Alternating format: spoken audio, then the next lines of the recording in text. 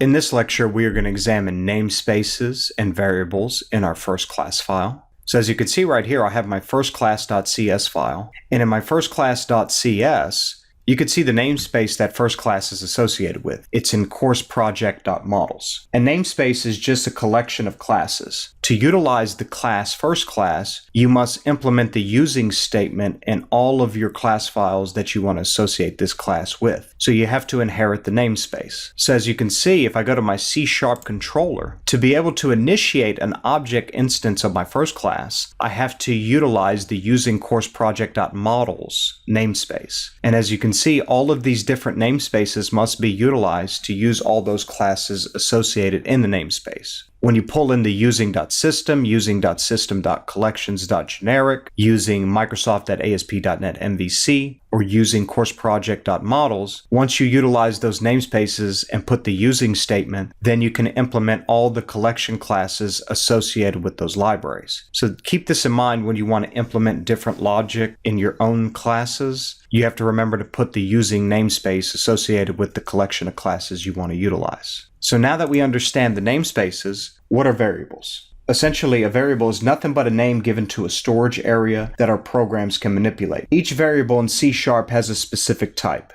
which determines the size and layout of the variable's memory, the range of variables that can be stored within the memory, and the set of operations that can be applied to that variable. So essentially, we can implement variables inside of our application. Most of the time, you wouldn't implement a variable unless you were doing it locally. You will usually implement properties, which we'll get into in the next lecture, but I want to show you how you can declare some variables. So let's go right here, and let's go ahead and start declaring some variables. Remember, by default, variables are public, meaning that any class can utilize that specific variable once you implement that object associated with the variable. Remember, variables are public by default. Unlike properties, which you can set as private, variables are automatically public by default. So let's go over here and let's declare a variable. Let's say int my integer.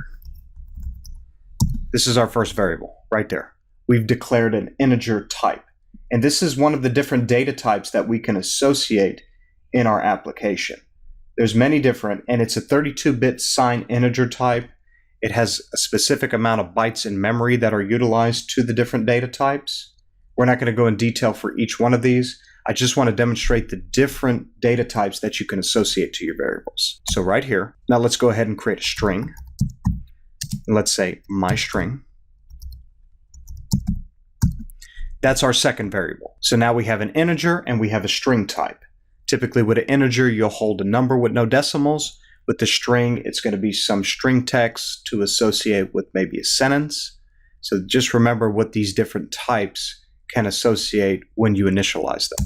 Now we also have a double. My double. And this will hold a number specifically, and it usually goes to a certain decimal range beyond the number. We can also have a char. A char type will hold a specific character.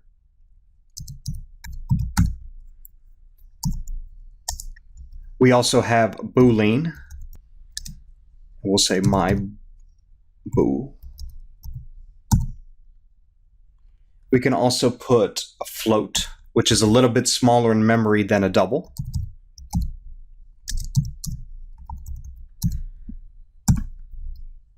And there's many more that we can implement, as far as we can do an S-byte, we could do a short, we could do a U-long. There's many different, but typically in most cases, this is what you're going to use. You're going to use an integer, string, double, char, boolean, or float.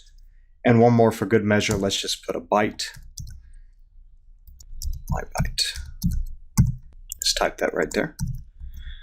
So right now we have all of the variables to associate in this class. Now, typically, in most cases, you're not going to do it like this. You will utilize local variables to associate. Typically, what we'll do is we will set a property. The property statement introduces the declaration of a property. A property can have a get procedure, a read-only, or a set procedure, write-only, or both. In this case, this is typically how you will initiate the different variables or different properties you want to be accessible within your application, pass that into your constructor, and then set that to local variables inside of your constructor, which you then can reuse in your application to pass to your methods. So this is what we're going to examine next. I want to show you that a variable is typically used to set a certain data type, and it's specifically used as nothing more as something given a storage area that are programmed to manipulate. It's essentially just a holder that we can use to manipulate different items inside of our program. In the next lecture, we will set our properties and associate it in our constructor and manipulate those properties to do whatever we want to implement in our future lectures, the different methods we will build in our class file. I want to thank you for joining me in this lecture. Have a nice day.